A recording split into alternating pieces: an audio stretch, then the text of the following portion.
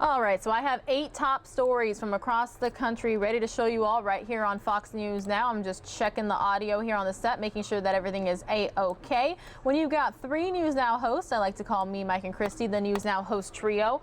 We all use the set a little bit differently, so we got different settings and different ways of things that we do. So I'm going to say hello again, everyone. My name is Pilar Arias. Happy Friday. Thank you for being here. Again, I've got 8, count them, 8 top stories from across the country ready to go for you. I did find a story about a therapy dog that I was super excited to bring you for Friday, but unfortunately had some video in it that could not be streamed here on YouTube. So, but it's okay. When and if I do find an animal-related story today, I will bring it to you right here on Fox News Now. Here's a live look at the set. What me, Mike, and Christy get to sit on every day and bring you the stream 13 hours a day from 9 a.m. to 10 p.m. Arizona time. And I just realized I should have done that the opposite way to show you all what I'm talking about. But anywho, I digress. And we're going to get going with these top stories. So we're going to start and end with Tracy Carrasco. Remember, she normally does 2 business reports every day, like a morning business outlook and then a business brief. So we're going to start with the morning business outlook and we will end with the business briefs. But in between those stories is going to be 6 other top stories from across the country. So audio sounds good, so let's get going. Stocks closing at record highs on Thursday on trade optimism, strong corporate earnings, and positive economic data. The tech-heavy Nasdaq seeing gains of more than 1% on Thursday, with one big winner, Google parent company Alphabet. Shares of the company hit an all-time high Thursday, pushing its market value to $1 trillion. Alphabet joins Apple and Microsoft as the companies worth more than at least $1 trillion. Shares of Alphabet are off to a strong start in the new year, raising more than 8% so far. The Gap has decided to cancel its spin-off of its Old Navy brand. Gap said last year it planned to split into 2 publicly traded companies, one for Old Navy, the other for Gap, Banana Republic, and its other brands. But Old Navy's sales struggled, leading investors to believe it would struggle even more after the split. Following the announcement on Thursday, shares of the Gap rose more than 9%. For more, log on to foxbusiness.com. In New York, I'm Tracy Carrasco. All right, Tracy, thanks so much for that first update. We will see you a little bit later on with after we do some more top stories from across the country. All right, where you live, is it cold? Is there snow and or ice on the ground? Are you expecting a winter storm over the weekend?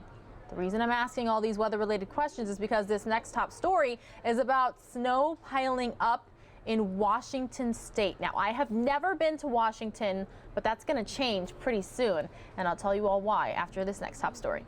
The town of Skykomish has enough snow to block windows and doors. As crews work through the crippling snow, no amount of plowing will solve broken power lines. No power, no heat for a week in the mountains is pretty rough. Jonathan Streeter couldn't get to his Skykomish home until today. Come on down. He's been nervous for days with 2 important reasons to rush back. You can see your breath in here. Jonathan is grateful for a nearby friend who took care of his pets. Ooh, Auntie dog. These guys have been roughing it worse than me since Friday without power. And now without water. Nothing on the cold water side. All the waiting around is enough to blur the days together. I don't really know. I heard it was Thursday. Stephen Lerner and others finding comfort here. The Masonic Lodge is open 18 hours of the day. Mainly we just need like fuel and food, and this food bank is really great. A little bit of warmth as many go into another cold night. All right, everyone. So you heard me say I've never been to Washington State. That's going to change next month. I'm going to go to Seattle for my first time. So we shall see exactly how the weather conditions will be. I have lived in Flagstaff, Arizona 2 winters when I was in college. So I did live in 2 winters in Flagstaff, Arizona, but I'm not used to really cold and snow anymore. So we shall see how that goes. Fingers crossed the weather will be nice while I'm up in Seattle for my first time. All right, so continuing on with our top stories from across the country. This next one is about a woman collapsing and dying after waiting in an emergency room at a hospital. Let's get the latest. I'm still not ready. Not ready to accept that 25-year-old Tashana Ward is gone. All smiles. She had a real big smile. Yolanda Ward says her daughter, who would light up a room, was taken in an unthinkable way. On January 2nd, a medical examiner's report states that Tashana was experiencing chest pains, checking into Freidert's ER just before 5 p.m. There, multiple tests were performed, including a chest x-ray that showed abnormal enlargement of her heart. After several hours, the report states Tashana felt she was waiting too long, even taking to Facebook writing there was a 2 to 6 hour wait. That's when Tashana left for an urgent care clinic, but sadly would never make it inside. The report states that she collapsed near her vehicle. After being rushed back to Freidert, she was pronounced dead just before 9:30 p.m. The report stating hypertensive cardiovascular disease as the immediate cause of death. She was a good daughter. A spokesman with Freidert released this statement. The family is in our thoughts and has our deepest sympathy. We cannot comment further at this time. Meantime, the family has hired an attorney and hopes to prevent similar tragedies. To be able to stop these type of atrocities from reoccurring. Continuing on with our top stories from across the country. Again, everyone, my name is Pilar Arias. Happy Friday. So glad that you are here with us right now. We're going to head to Florida, where I'm hearing there's a record year for organ transplants that a hospital performed. So let's get the details. The Miami Transplant Institute at Jackson Memorial Hospital is now the largest transplant program in the United States. The Miami Transplant Institute claims top honors in the United States, recognized for performing more organ transplants than any other in 2019. The MTI performed a record-breaking 747 organ transplants. You can't forget that number, 747 like the planes, remember that. Doctors thank donors for the distinction and their role in saving lives. Our mission is that nobody dies on the waiting list. Actually, we do this, and I think the worst thing that can happen to a patient is not to get a chance to be transplanted. If you get a transplant, you go on your life. A few people don't make it, unfortunately, but at least they had a chance. 9-year-old Camila Correa is one success story. Diagnosed with a life-threatening liver disease just months into her life, she received her first transplant at MTI at just 1 year old. Since then, she's had 3 more, including a multi-organ transplant last year.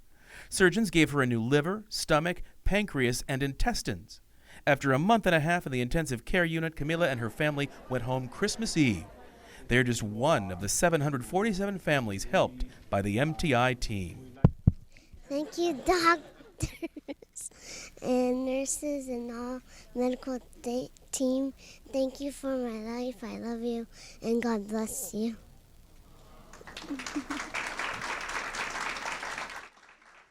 Cuteness overload, right? Everybody, that little girl, how adorable. I knew before they just confirmed it that this was going to be a Gloria Allred news conference in Southern California, the Los Angeles area, just because we've seen this law office plenty of times right here on the Fox News Now stream, right? Well, actually, it's in response to a lawsuit being filed about that fuel dump spill in the Los Angeles area that we had for you earlier this week on Fox News Now. So yeah, we shall hear from Gloria Allred, and it looks like there's going to be 2 teachers that she's representing, because remember, that jet fuel was dumped on like playgrounds across the Southern California area.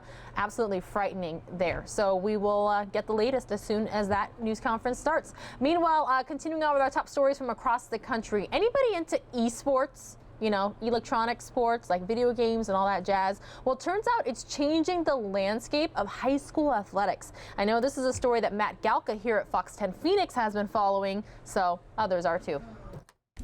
I got it. Careful, control. It's just you, Hunter. It's happening at high schools all up and down the state. Jump. Student athletes sitting in front of a computer screen. Nice. And competing remotely with others from a different school. Why don't we backflip? Hunter, you get your varsity letter for, playing video games. I find it really cool. We're gonna win, come on. We're gonna win. Out of the ordinary, right? It's not something you expect to be considered a sport. Okay. Esports is already big business at the professional level, and with more than 60 colleges now offering teams and full-ride scholarships, it makes sense that high schools like Casa Roble in Orangevale are doing it now. I had an interest meeting in the fall, and I had about 20 kids show up, and I found a coach, and we just took it from there. Someone, anyone? Hunter? When you look at the skills that it develops, the critical thinking skills, the problem-solving skills, their problem-solving is part of a team. The state's governing body for high school sports, the CIF, has spent the last year and a half taking a closer look at esports programs at the high school level. What they found was it's not much different than the traditional sports they already govern. They're fast. The more that we looked into it, the more we went out and watched and followed a team in an event and saw that, hey, they plan for the opponent they're playing. They can watch what their opponent does online in advance and strategize. He's back here with 0 boosts. It's just those two. The state has close to 1,700 high schools, of which 200 or so are actually playing esports right now. But that number is expected to greatly rise in the next few years. Hunter, I'm here. I've got 0 boosts right now, but I'm pressuring. Yeah, I definitely like to see a lot more people join. It'd be pretty cool. More competition would be nice. I'm passing middle, fast. Go quick, he's going. Nice, good shot. I believe that it is the future and that, I'm glad we're one of the first ones in our area that are doing it. Bumped one. Okay. Score. Let's go! In Orangevale, Mark Dembski. Let's go, dude. Okay. Fox 40 News. It's 2-1. Let's go. Whole different age and era there. I'm gonna totally make myself sound old and date myself here, but back in my day, sports, well, my freshman year of high school, I actually played 4. I was a cheerleader, a tennis player, I played softball, and I also ran in track. So a little bit different there, but when you hear, people at the school saying, hey, critical thinking is involved here, being a team player is involved here. So a lot of similar attributes. Is just, I don't know, things have definitely shifted from outdoors to indoors. Take with it what you will. All right, continuing on, I got 3 more top stories ready to go for you right here on Fox News Now. I promise I can talk today. It's Friday, everybody. We are wrapping up the week. The weekend already on lots of people's minds. Certainly is on mine. All right, so this next one is about a church paying off school lunch debts. Happier and lighter news this Friday. Put the cheese sandwiches away. Genesis Church senior pastor Frank Miller wants to make sure all students get the main meal. A parent of 3, Pastor Miller knows finances can be a burden on families after the holidays. We wanted to step in and do something that was very intentional about just taking a small stressor off of their plate. It's why he chose to write a $1,130 check to Hilldale Public Schools, so all students can start 2020 off with a $0 lunch balance. We really want to be a resource to schools, to teachers. That's kind of one of our major things, one of our major hearts here at Genesis. Genesis is just a couple miles south of Hilldale Schools. It's one reason why he chose to do it. He got the idea from a teacher at his church who saw the positive impact it made when a similar donation was brought to her school. I know they don't go without. Even if they don't have the money, they get something, but sometimes it's not what Hilldale had provided them. So we want to step in and make sure that there was none of that, where students didn't have to worry about that and the embarrassment of that or whatever it might bring. All right, got some more top stories ready to go for you. I believe just 2 more. So these are both like business economy related, right? This next one is about your cash. That's what these segments are always called. And it's taking a look at the increases in credit scores. Good news, right?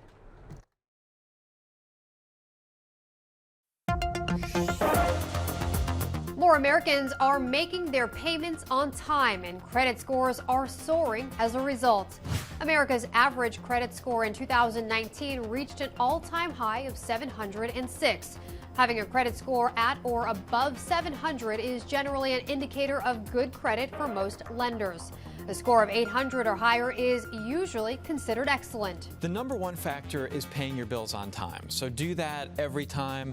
That part is more of a marathon. In the short term, lower your credit utilization ratio. That's how much you currently owe divided by your credit limit. Regardless of where you are on the credit or income spectrum, make an extra payment mid-month.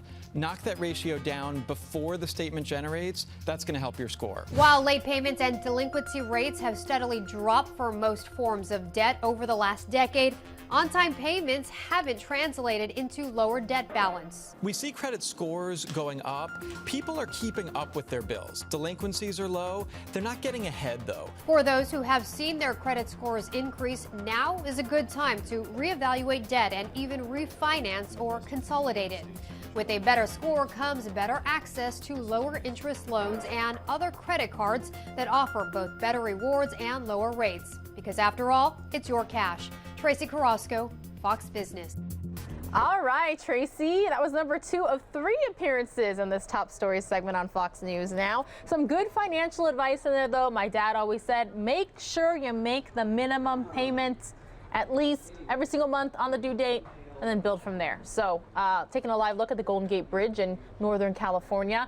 Looks like a gorgeous day out there. There's sometimes you just can't see the gorgeous bridge due to fog or clouds in the area. But yeah, it looks like lots of people probably already getting their weekend started. I have walked, I would say 80% of that bridge, if not more, and just absolutely gorgeous. What I really appreciated about San Francisco, I went for my first time last year. Actually, it might have been 2018, but it was in March. And it was freezing. It was so cold. It was raining. I had like a big rain jacket on, but I was still freezing. Still really appreciated all the sights and sounds because all of you news nowers know I love to travel. Traveling is my jam. It's my thing. I just love doing it, especially first time experiences, new destinations. I'm all about it. So what I really liked about San Francisco was I felt like it kind of combined all the good things, all the tidbits from New York City, from Chicago, from LA. I even saw a little bit of Texas in San Francisco, and that's because I spent 5 years in 3 different Texas cities, Beaumont, El Paso, and San Antonio. So it was just kind of one of those destinations where there was something for everyone. And one thing I adored, a lot of French bulldogs. I want a Frenchie so badly. All right, Tracy Carrasco is appearing one more time right here on Fox News Now, and then we are still on standby for that Gloria Allred news conference. Again, everyone, this is Fox News Now. Please like, share, subscribe, let your friends, your family, your coworkers, your neighbors, everybody you know about us right here. There's currently 906 of you watching, and we couldn't be happier that you're choosing us right now. Another round of tax cuts could be on the way. The White House is putting together an election year stimulus plan to boost the economy. Fox Business has learned White House economic advisor Larry Kudlow is working with members of Congress on a tax cut package. It could include an increase in earned income tax credit, a cut in corporate and individual tax rates, and lower payroll taxes. Sources say the tax cut proposal could be submitted to Congress in February as part of the White House budget, even though it may face opposition in a divided Congress. Well, JetBlue becoming the latest airline to raise baggage fees. The company announcing it's raising checked bag fees from $30 to $35 and from $40 to $45 for the second bag. However, the company is not raising prices if you check your bags in advance using their website. It's a move to incentivize early registration. The company says the change is meant to reduce airport transactions and improve the customer experience. And Netflix on the move, dealing with massive competition. The streaming service planning to spend more than $17 billion this year on content. That's about $2 billion more than last year. For more, log on to foxbusiness.com. In New York, I'm Tracy Carrasco. Oh, wow. That was amazing. Who's talking?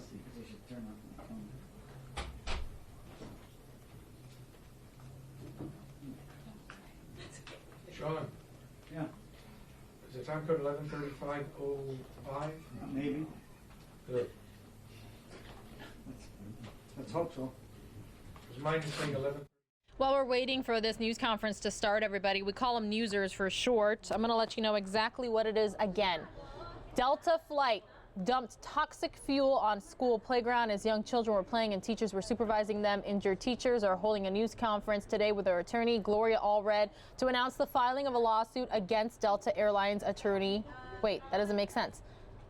They're announcing that they are filing a lawsuit against Delta Airlines. Allred and the teachers are going to make an appearance here. It looks like it's going to be Allred and 2 teachers, not quite sure. But again, this was expected to get underway about 6 minutes ago, so they're a little behind schedule. The teachers are going to describe what it was like to suddenly have jet fuel rain down on them and the young children they were supervising on the playground. They're also expected to explain the efforts they made to protect and rescue the kids and how the teachers were injured as a result. So again, of course, these are all allegations here as to how this all played out earlier this week. We covered it when it was breaking news right here on Fox News Now. So we're on standby, should be moments away from this news conference getting started.